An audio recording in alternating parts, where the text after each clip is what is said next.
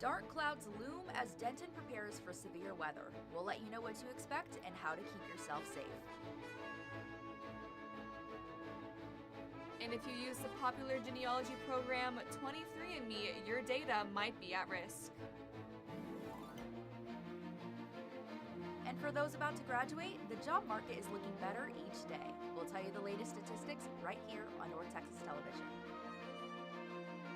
Broadcasting live from the University of North Texas, this is ntTV News at Noon.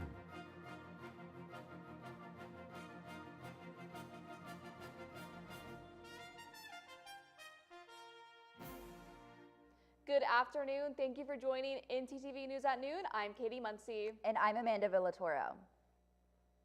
April showers bring May flowers, and today we're deep in the shower season. The city of Denton could potentially face severe weather over the next few days. The weather threat this evening remains highly conditional. Earlier this morning, scattered strong to severe storms are more likely, driven by a cold front and an upper-level disturbance. These storms will bring a risk of wind and hail, and while not everyone will experience them, areas from DFW East and North will be more likely to see the strongest activity. Looking into this evening, another round of storms could bring severe weather, with large hail being the primary concern. This could continue into Thursday morning. Additionally, more widespread storms are expected Friday into Saturday. ntTV will keep an eye on these storm surges and keep you up to date over the next 2 days. Yesterday, a deadly crash involving multiple vehicles shut down Interstate 35 West in Denton. The Denton Fire Department reported that it sent 4 ambulances to the scene of the crash involving an RV and at least 4 other vehicles on the Hickory Creek Bridge. According to Denton police, 7 people were injured and 1 person was declared dead on arrival. Northbound I-35 West was closed at FN 2449, but as of Tuesday night, Denton PD says the roads have been cleared and I-35 is back open. As severe weather continues to loom, it's important to be extra aware on the roads. Let's take it over to our weather anchor, Shelby Wright, to see what we can expect for the rest of today. Shelby. Thanks, guys. Look at our current conditions today. We are just seeing some partly cloudy skies with that current temperature at 74 degrees and that wind speed at 9 miles per hour. Going into tonight, we're going to see some clear skies with that temperature going up to 75 degrees and wind speed dropping down to 4 miles per hour. However, going into tomorrow, we're going to be seeing cloudy skies with a pretty high chance of rain. That temperature is going down to 58 degrees and that wind speed is going to go up to 12 miles per hour. So if you plan on going anywhere, bring an umbrella. Thank you, guys. Back to the desk. Thank you, Shelby. While the forecast may be taking a turn this week, last weekend brought some sunshine in the form of volunteer efforts. Keep Denton Beautiful organized a citywide cleanup with volunteers rolling up their sleeves to clean up litter and tidy up our streets. I got to experience the Great American Cleanup firsthand. Let's check it out. Did you wake up today and notice Denton looking a little cleaner? Well, that's no coincidence. Over the weekend, Keep Denton Beautiful held its annual Great American Cleanup, where volunteers came together to keep our community in top shape. So today we're directing traffic for people who are out in the fields in the Denton community cleaning up trash. We're here directing traffic, directing them to where they drop off their trash, and we're here standing with big dumpsters. We have recycling bins as well, so we're just making sure that the trash that they collect goes where it needs to go. We were there picking up the trash. It was kind of crazy because you see people like partake in making the trash, but you don't really see the after of picking it up. So being able to pick it up, it really makes you more conscious of when you're in that moment just dumping something out. The cleaning is done and the fun has officially begun. There is live music, food, vendors, and more celebrating all of the hard work from the volunteers today. As you guys are enjoying yourselves, make sure y'all check out all the amenities that we have here for you guys. I was really looking forward to the food. I was really interested to see like what they were gonna bring and what they were gonna have. I was also kind of interested. They said they were gonna have like different activities and events, so I was like, I wonder what they got. I think events like this are important for the Denton community. One, because this is our home, so we do want to make sure that our home is nice and clean for the people that live here, as well as the people who come and visit. Like, being that this is where we live, we should be able to give back or help out wherever we can, just because we live here, just to keep it clean and everything like that. So Denton is looking better than ever, and it's all thanks to a community that truly cares. With ntTV, I'm Amanda Villatoro. These volunteers are proving that small actions can lead to a very big difference. If you want to be a part of an event like this in the future, cityofdenton.com has several volunteer opportunities posted on their website. The City of Denton is receiving a 6.5-acre resource center for survivors of domestic violence. This is thanks to Denton County's Friends of the Family organization. Last week, the nonprofit announced it's relocating their Family Justice Center along North Bonnie Brae Street. The organization's executive director, Tony Johnson Simpson, said that the biggest issue their clients are facing is finding reliable transportation to their multiple resource centers. The construction of this new center will solve this problem by centralizing all of their resources. In addition, the nonprofit is looking to double its emergency housing occupancy to hold 80 beds. With the approval of City Council, the nonprofit is just now looking for an engineering firm to start construction. Denton is calling for plane mechanics as they launch a new program to fast-track their career. And if you've ever checked your ancestry with 23andMe, your data might be going into someone else's hands. We have the story. Stay with us.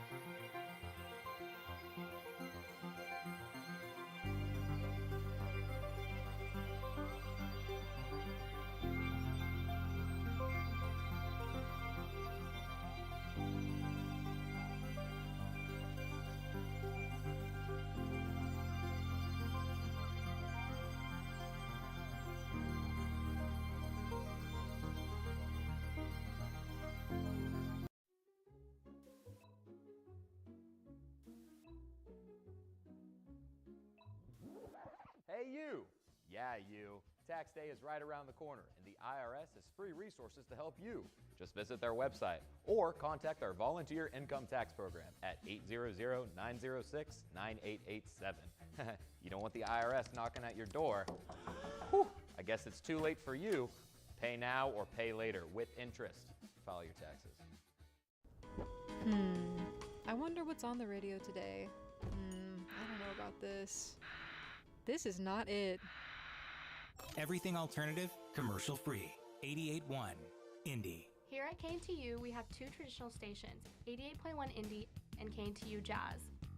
We've also recently launched an internet radio station called Mean Green Hits. If you want to hear more, you can check us out at MediaNorthTexas.com.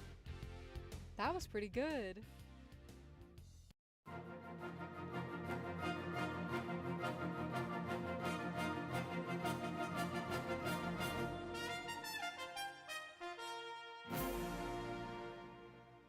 The demand for aircraft mechanics is soaring, and students at U.S. Aviation Academy in Denton are fast-tracking their careers.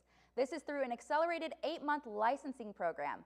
Former oil field worker Bryson Wilson and military veteran David Leal are among those drawn to the field for its hands-on work, high pay, and travel opportunities. With a nationwide shortage of aviation mechanics due to an aging workforce, students are landing job offers even before graduation, with salaries ranging from $28 to $38 per hour.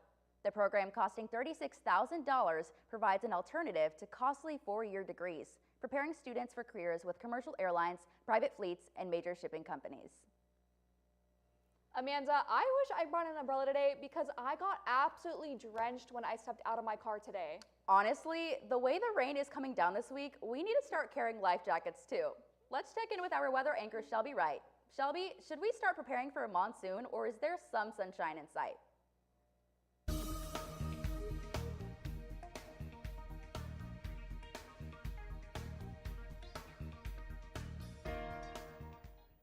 Thank you, guys. We'll get into those rain chances soon, but for now we're going to look at our local map where we're seeing some pretty stable temperatures across the board, with McKinney and Sherman being around our lowest at 70 degrees and 71 degrees. Up north, we're seeing 73 degrees and 74 degrees in Bowie, Gainesville, and Decatur. And then going down into the Metroplex in Dallas, we're seeing 72 degrees, which is the same as Denton, Texas. And going into Fort Worth, we're seeing our winter today where they're sitting at 77 degrees. Going to our state map, we're seeing kind of the same trend with up north in Amarillo and Oklahoma City, sitting at 57 degrees and 68 degrees respectively. And then going down into Denton and Abilene, we're seeing us sitting at 74 degrees and 73 degrees. Before going down into Houston and Austin, where they're sitting at 82 degrees and 80 degrees. Out in Shreveport, Louisiana, we're sitting at 82 degrees. Going to our 7-day forecast. This is where we are going to be seeing that rain start coming in. For the rest of today, we should be looking at partly cloudy skies with that high temperature at 84 degrees. However, going in through Thursday through Saturday, we're seeing those rain chances that are just going to keep going up through Saturday with that temperature going down. Going into Sunday, we're going to see partly cloudy skies where that rain chance should not be there. And then going into Monday and Tuesday, we should be back at sunny skies with that temperature once again rising. All right. Thank you, guys. That was our weather report. So if you're going anywhere the rest of this week, once again, bring an umbrella. Thank you, guys. Back to the desk. Thanks, Shelby. The popular genetic testing company 23andMe has filed for bankruptcy and is looking to be bought by another company. Lawmakers are encouraging users to delete their account to protect their data from being shared with a new buyer. This has been starting to raise concern over the safety of genealogy sites. CNN's Gene Sullivan has a story.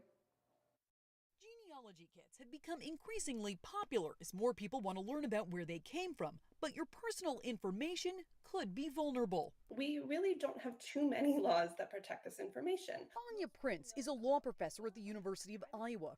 She says it's important for customers to read these genealogy companies' privacy policies before signing up. At the federal level, we don't have a general data protection law. The Genetic Information Non-Discrimination Act, known as GINA, protects people from being discriminated by insurance companies and employers based on genetic information. And your health information that's collected through these sites is protected through HIPAA. But even if you delete your account, Prince says traces of your information could still be available. It's not a complete deletion of everything, but it does minimize the amount of data. Here's how 23andMe works. You're sent a kit to collect a sample of your saliva, and that can spit out a lot of information about you, including health risks for certain diseases, carrier risks, and information about your ancestry line. Genetic information and health information is so valuable. 23andMe estimates it has 15 million customers. As the company looks to sell, Prince says many companies will be interested to buy because of how valuable that data is. A medical research company or a pharmaceutical company could find this data helpful. Somebody who wanted to partner with law enforcement to share genetic information might find this useful. For Consumer Watch, I'm Jen Sullivan. If you do have a 23andMe account and want to delete it, make sure you click Permanently Delete Data. You'll be sent an email and need to click on the link to confirm. UNT provides many resources regarding mental health and wellness on campus. This week, students, faculty came together to celebrate neurodiversity on campus. Our segment anchor, Katie Brackens, has a story. Thank you, guys. UBC held a Neurodiversity and Connections event where UNT students were able to ask questions on what it means to be neurodiverse and the resources that UNT has. After the panel, students were able to color, make air-dried clay animals, and participate in a raffle. Here's Marissa Bender with the story. In an average college, about 10 to 30% of students are part of the neurodiverse community, and it is important that these students are not only given the help needed to learn, but are also surrounded by an accepting environment. Thankfully, UBC's Neurodiversity and Connections event gave me more insights into this topic. The event handed out free fidget toys, drawing pages, and included a raffle, but the main event was a panel of speakers who gave more insight into this topic. They spoke about their own personal experiences, the importance of accommodations, speaking out about your needs, steps needed to get a diagnosis, and more. I got the chance to speak to two speakers on the panel and hear their own stories and advice on the matter. Erica Bridges is a student on campus, and she told me how her learning and communication differences make school a struggle for her. She described her experience as the idea of having to figure out how to be a superhero in order to meet the rubric and get a good grade in class. She said that many people don't realize that even with accommodations, she still has to work super hard. Erica stressed the importance of teachers understanding students like her. Erica said she'd rather feel like a valued person instead of a number to tick off on grading, especially with all the hard work she puts in. Lauren Matthews, another panel speaker, is a clinical professor in the Department of Audiology and Speech-Language Pathology. She also started many of the programs here at UNT's Neurodiversity Initiative. She added on to the topic of how teachers can help out the community. She said that the neurodiverse community has not always been accepted or been responded to positively, so it's hard for students on that spectrum to open up. She says professors can help by starting that conversation and being accepting of differences within the first day of class or by mentioning it in their syllabus. Overall, this event was extremely helpful and shined a light on an important issue within colleges. Erica said these type of events helps educate people about the movement, makes her feel included, and reduces the stigma around the community. These events help bring UNT together and help people learn something new. And if you want to know more, make sure to look into UNT's Office of Disability Access. If you have any questions, UNT Office of Disability Access is now located in Chestnut Hall. Or you can find more information on their website, studentaffairs.unt.edu/office-disability-access. That's all I have for you today. Back to you guys at the desk. Thanks, Katie. For those about to graduate, the job market is shaping up for you. We'll tell you how coming up. And TikTok is back on the chopping block again. Will we have to go back to Red Note, or is this just another scare? We'll tell you where it stands. Stay with us.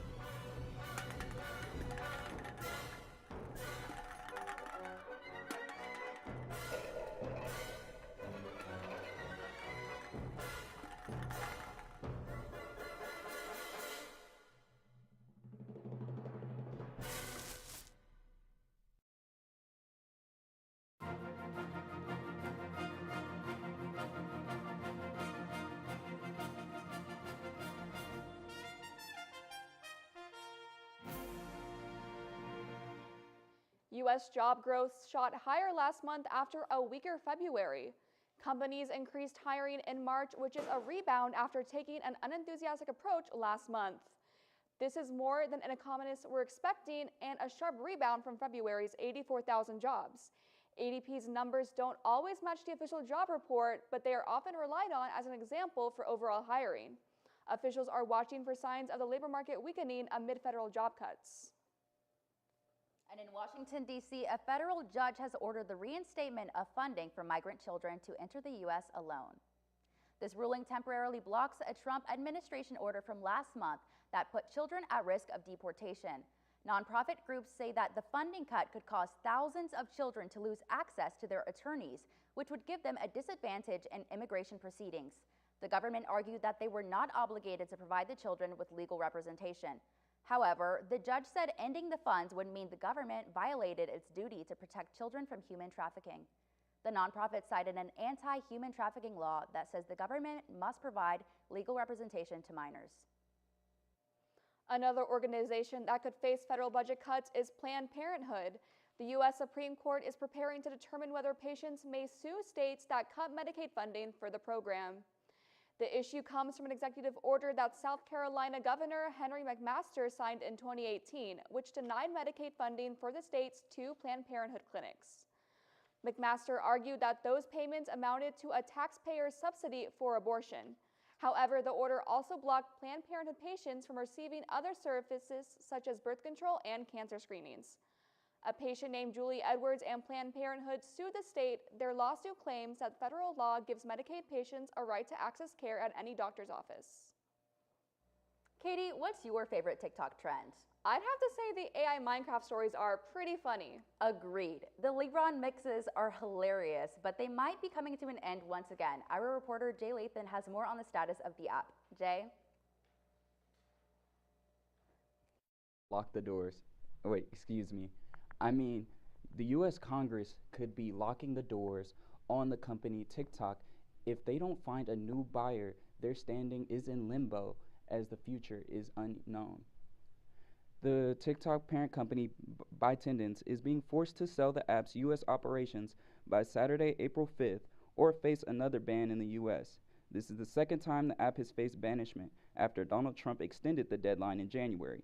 With over 135 million American users, there are several buyers like former Dodgers owner Frank McCourt, Shark Tank investor Kevin O'Leary, or influencer Jimmy Donaldson, aka Mr. Beast.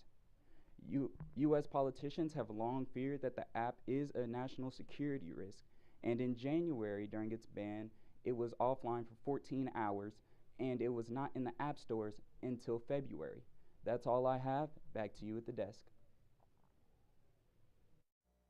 Calling all Minecraft fans, a movie adaptation of one of the best-selling video games of all time hits the big screen this weekend.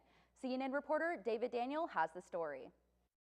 In the overworld, wow, anything you can dream about, you can create.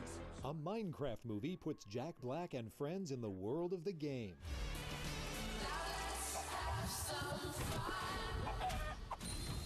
This place makes no sense.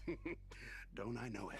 The cast praised director Jared Hess and the production and art departments. A lot of our sets were built up practically, so you could interact with everything, you could touch things, so I think that really helped us in our performance. I mean, Jared just has such a good idea of, the movie. We wanted the world to be very tactile and lived in and real, and so we built the sets that you see in the film. So it was really surreal coming on a set every day and being in a life-size, organic Minecraft forest or in a Minecraft village. Before making the movie, cast members got into the game. Took a few days of hardcore study to really know how to play the game.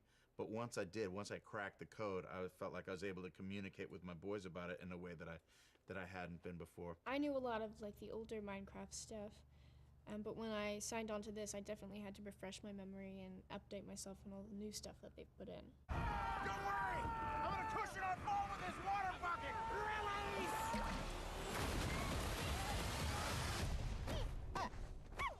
People can escape their real life and just go into this building world and make whatever they want, you know what I mean? And it's a community down there too, you can craft and build with people. And I feel like that's what people are looking for. It's escape, and it's uplifting in a time when I think we could all use some.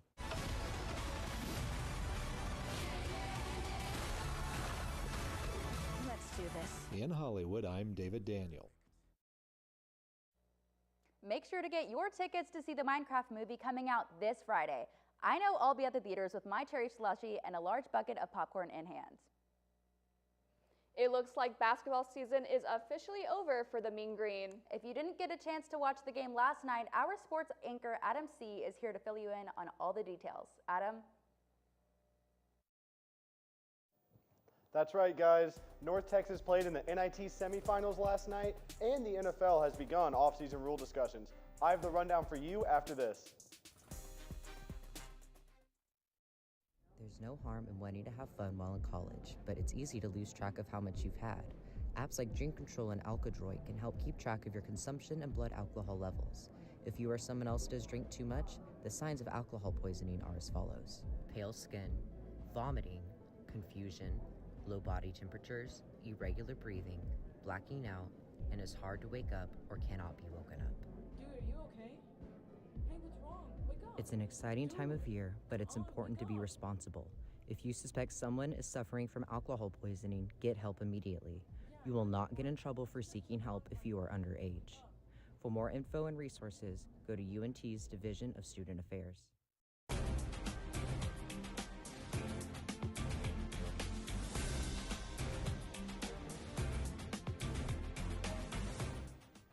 Last night, the Mean Green basketball machine season came to a close after a heartbreaking 69-67 defeat against the UC Irvine Anteaters.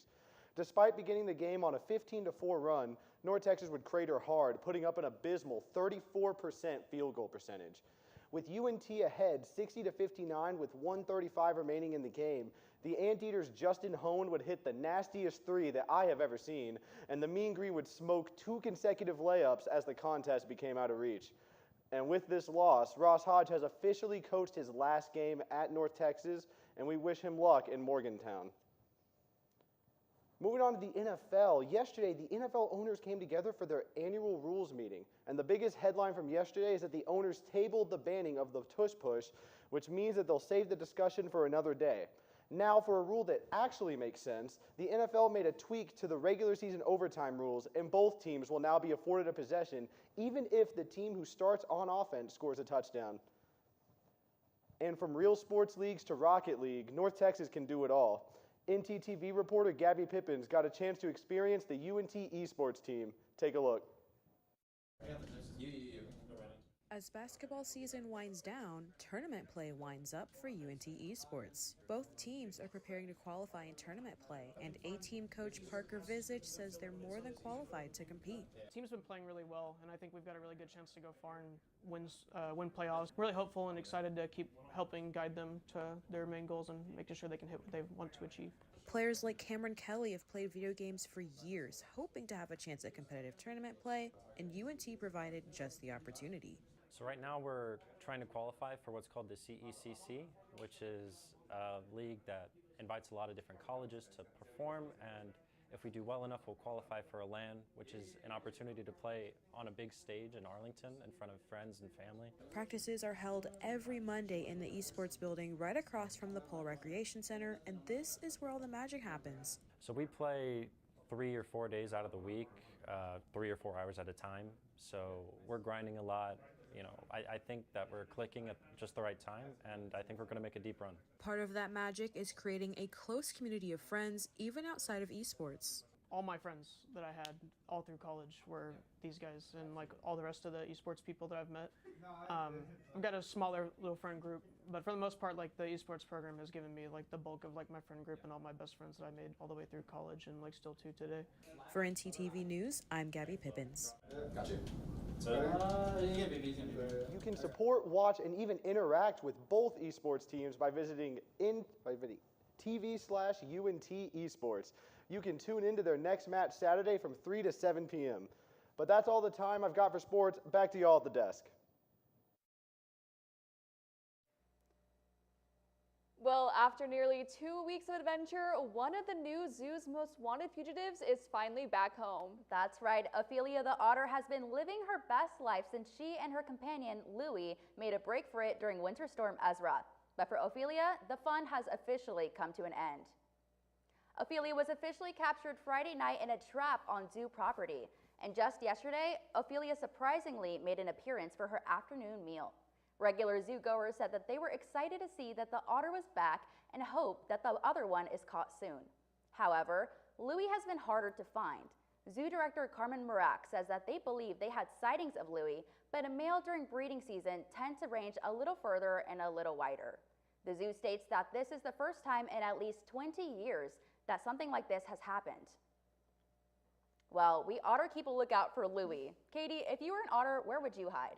If I was an otter, I would hide in my little otter house, and I would turn on my little otter TV, and I would watch ntTV News. What would you do, Amanda? I think I would do the same exact thing. And I would also join us again tonight at 6 and tomorrow at noon here on North Texas Television.